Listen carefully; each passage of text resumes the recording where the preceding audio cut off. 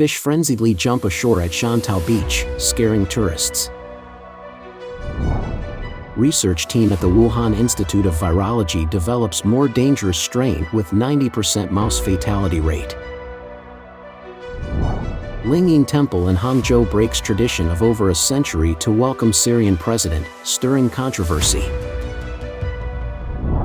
Apple's new phones officially go on sale, people lining up outside Beijing's flagship store at 1 a.m. What has the Belt and Road Initiative brought to the world in the past 10 years? It's all covered in today's China Truths.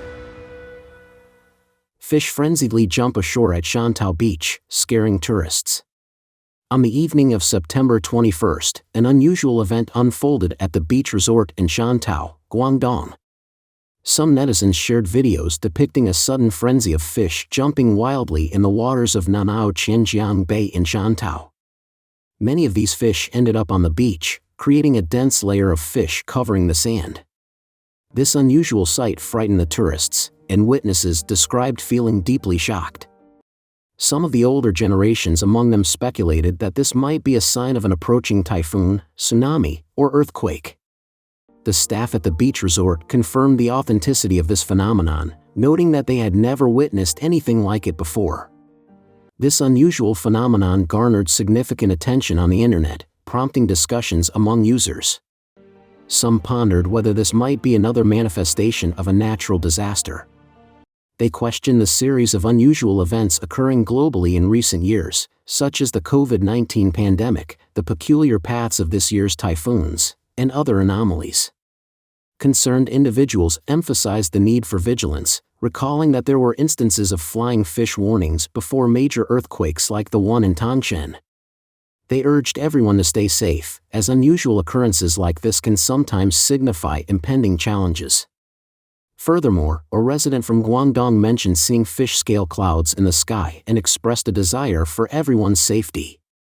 In response to the public's suspicions, officials from the monitoring department of the Shantou Earthquake Bureau have stated that no earthquake has been detected, and further verification is required to determine the cause. This phenomenon of a large number of fish leaping out of the water is not the first occurrence.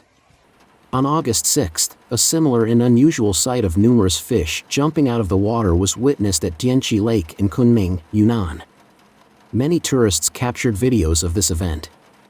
The Yunnan Earthquake Administration provided an explanation, attributing this phenomenon to the frequent movement of fast boats in water bodies such as docks and human activities. However, local residents suspect a possible connection between this anomaly and earthquakes. Research team at the Wuhan Institute of Virology develops more dangerous strain with 90% mouse fatality rate.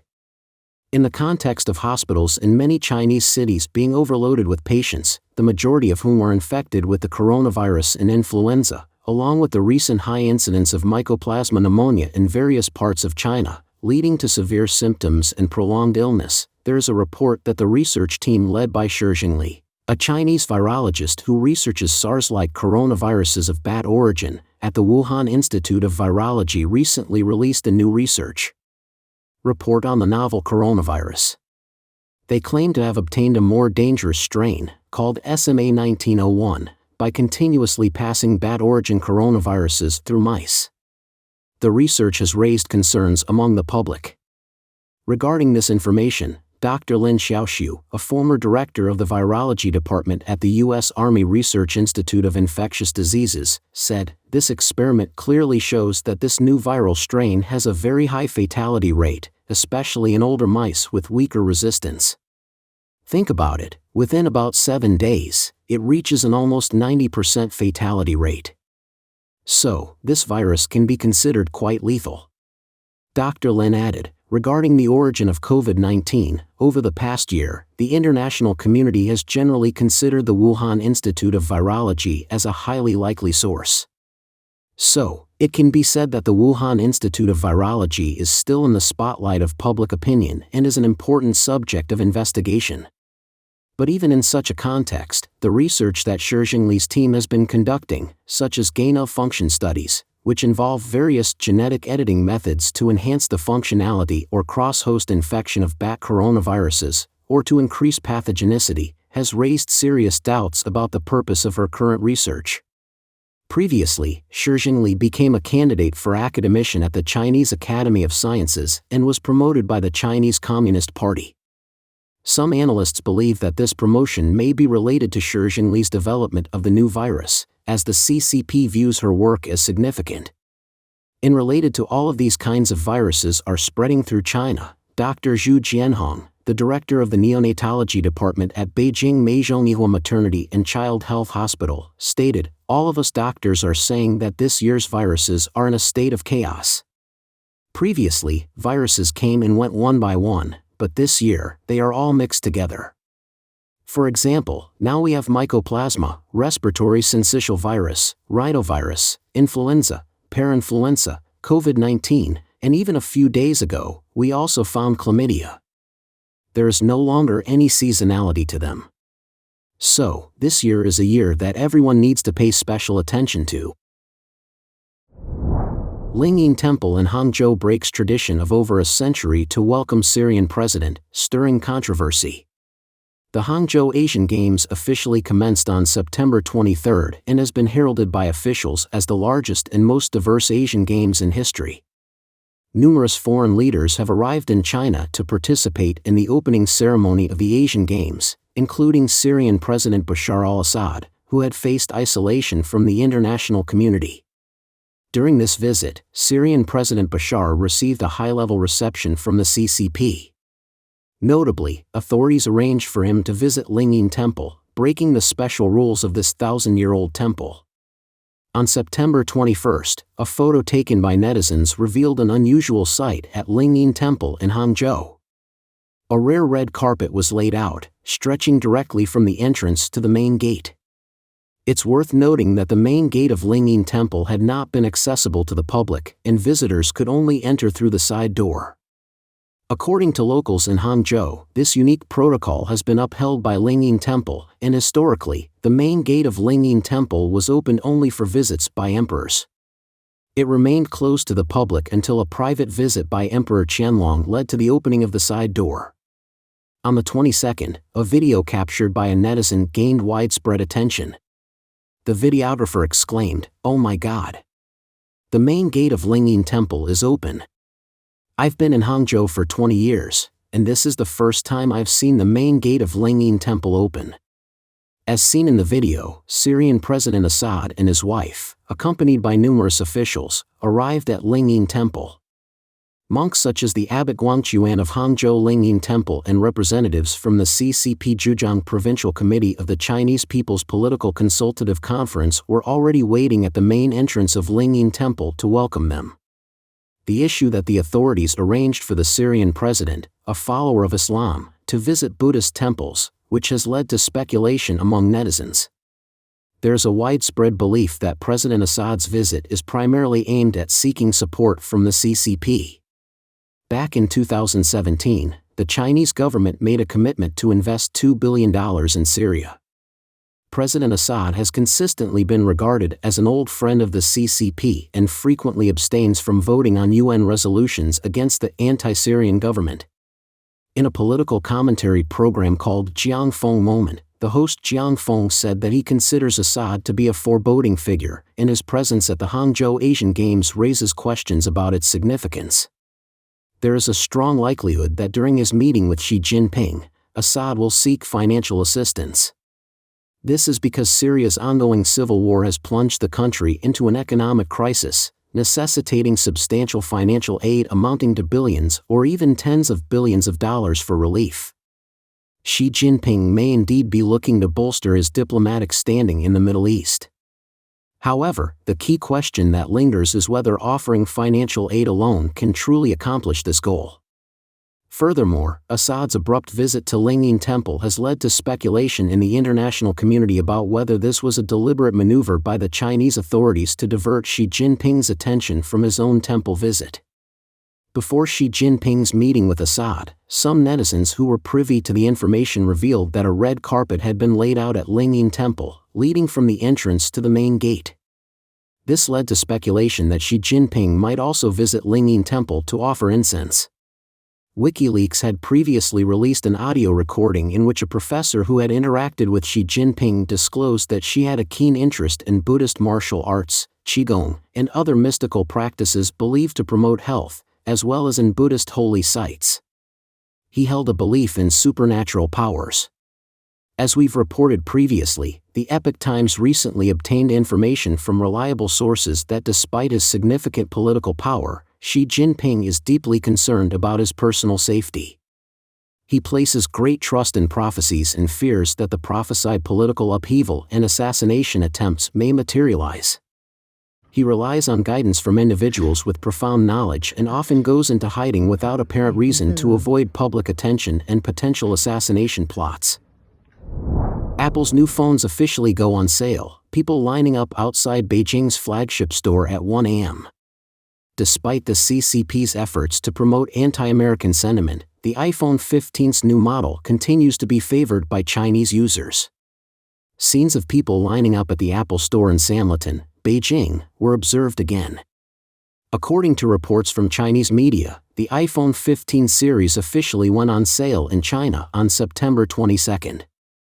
The flagship Apple store in Beijing's Sanlitun, a significant location, had preparations ready as early as 6:45 a.m. that day. Store employees stated that from 8 a.m. to 10 a.m., only pre-order customers with pickup certificates could line up, and other consumers were not allowed to queue. More than 600 customers were expected to come to the store to pick up their orders that day. By 7 a.m., there were already about 20 customers waiting in line at the store's entrance. The man at the front of the line mentioned that he arrived at the store's entrance at 1 a.m. to secure his first position in line. As previously reported, scalpers were scattered around the store as usual, waiting to collect goods immediately after the sale began. This year, they have raised prices by amounts ranging from 1,200 to 1,500 yuan, mainly focusing on the iPhone 15 Pro series. Just after the sale started, the Apple official website, as in previous years, became temporarily unresponsive. Buyers who waited for more than 5 minutes tried to pre-order the iPhone 15 Pro when the website recovered, only to find it had already sold out. Furthermore, on the same day, the Apple Store official flagship store on the Tmall platform sold out of the first batch of iPhone 15 Pro and iPhone 15 Pro Max models in less than a minute. At the time, the topic of Apple's official website crashing briefly trended on Weibo. Some netizens left frustrated comments, stating that despite the widespread online criticism of the new iPhone, all platforms were still overcrowded when it went on sale. Not only did Tmall's official website crash, but even JD.com's platform also sold out within seconds. One netizen claimed, "This is the third consecutive year I haven't been able to get a launch day phone." According to media reports, at the request of Chinese authorities, certain features of the iPhone 15 series sold in China have been disabled. Nevertheless, the new iPhone remains extremely popular in this country. What has the Belt and Road Initiative brought to the world in the past 10 years? By September of this year, the CCP's Belt and Road Initiative had been in progress for a full decade. Looking back over the past 10 years, what has this initiative brought us? According to government advisors in Africa, over half of the countries have fallen into debt crises following the impact of the COVID-19. China experts at U.S. think tanks believe that the initiative's primary purpose from the outset has been politics over economics. Besides serving the CCP's global dominance ambitions, it has had significant negative repercussions for countries around the world and the Chinese people. The CCP's motive: reconfiguring the global business framework. In September 2013, Xi Jinping first introduced the idea of the Belt and Road Initiative and made it a key part of China's big country diplomacy, actively investing worldwide. Dr. Bradley Thayer, director of China programs at the Security Studies Center, explained to the Epoch Times that One Belt, One Road is a multi-pronged strategy of the Chinese government. Its intent is strategic, designed to enhance CCP influence within member states and secure access to regions less dependent on maritime routes to the world. Consequently, the Belt and Road Initiative encompasses several objectives, including strategic, economic, and ideological aspects, but the strategic goal holds the highest priority. China's Foreign Minister Wang Yi said in 2018 that China's Belt and Road Initiative is not the Marshall Plan but rather the building of a community of shared future for mankind. According to Wikipedia, the Marshall Plan, officially called the European Recovery Program, was a U.S. initiative aimed at providing assistance to Western Europe in the aftermath of the widespread destruction caused by World War II. It was launched in 1948 and allocated over $15 billion to support the reconstruction and recovery efforts in the region. Dr. Deepak Vora, a former Indian diplomat to many countries, including Poland, and a government advisor in Africa, described the Belt and Road Initiative as the scam of the century. He said that CCP has spent over trillions of dollars on the cutting edge of globalization, wanting to reconfigure the global business framework to make humanity prosper forever under a global power structure with Chinese characteristics. What Xi Jinping wants is to swallow up some of the poor weaker countries. Result: plundering people and the environment. According to official data from the CCP, 152 countries have signed on to the Belt and Road Agreement, with investments of nearly $1 trillion in over 3,000 projects. However, the global spread of the COVID-19 pandemic, which severely impacted various countries' economies, including the tourism industry, and caused significant shifts in the world's financial markets, has left most projects unable to recoup their investments, pushing partner countries into debt crises. The CCP has taken advantage of this situation to enforce default clauses, serving its underlying purposes. Take the example of Sri Lanka's Hambantota port project. This was a major port project that the CCP invested in, targeting the then-allied Sri Lankan President Mahinda Rajapaksa. The initial investment for the first phase was $361 million. In 2015, the former president stepped down, and in 2017, Sri Lanka officially handed over the port to China due to its inability to repay the loan, under a lease agreement that would last for 99 years. Dr. Vora said, Hambantota port had no economic use, but it was hailed as Sri Lanka's gateway to the developed world. The promises of increased trade and economic prosperity vanished as soon as the port opened amid a chaotic inauguration ceremony. The dream of an intelligent one-stop shop quickly turned into a nightmare, as the port handled only one ship a day due to major shipping companies using Colombo for their cargo. This collaboration left Sri Lanka in a debt crisis with China, sparking protests and nationwide political unrest. Hambantota port is widely seen in the international community as an example of how the CCP occupies strategic territory through a debt trap. Not only the Hambantota port project, but many projects have either never taken off or failed to turn a profit during a decade of the Belt and Road Initiative. The railway in Kenya ends in the fields, and countries like Bangladesh, Malaysia, Myanmar, Pakistan, Sierra Leone, among others, fearing exploitation by the CCP, have either decided to cancel or scale down certain Belt and Road projects, following in the footsteps of Sri Lanka. As previously reported, Italian media reported this year that Italy plans to withdraw from the Belt and Road Initiative. During this year's G20 meeting, Italian Prime Minister Giorgia Meloni told the media, "The question is how to ensure that the partnership benefits both sides," saying that future decisions are not being considered at the moment. Dr. Bradley Thayer commented on Italy's decision, stating that the primary motivator behind it is a growing realization that the essence of the Belt and Road Initiative is to exploit people and the environment for the CCP's advantage. Bring all kinds of harm to the world. The U.S. think tank, the Center for a New American Security, CNAS, pointed out in a report titled China's Belt and Road Ratings that the Belt and Road is not just an economic initiative, it is a core tool for advancing China's geopolitical ambitions. Through the bundled economic activities under the Belt and Road, Beijing is pursuing a 21st-century vision defined by authoritarianism, characterized by great power spheres of influence and state-led economic interactions and expansions. The report identifies 7 major issues brought to the world by the CCP's investments. They are as follows: erosion of national sovereignty, lack of transparency in investment contracts, without any oversight, unsustainable fiscal burdens leading to debt crises, failure to transfer technology to local workers and meet local economic needs, geopolitical risks, negative environmental impacts, and significant corruption risks. Don't forget to leave a comment in the section below to share your opinions on today's topic with us. Make sure to like and subscribe to see more interesting topics from China Truths.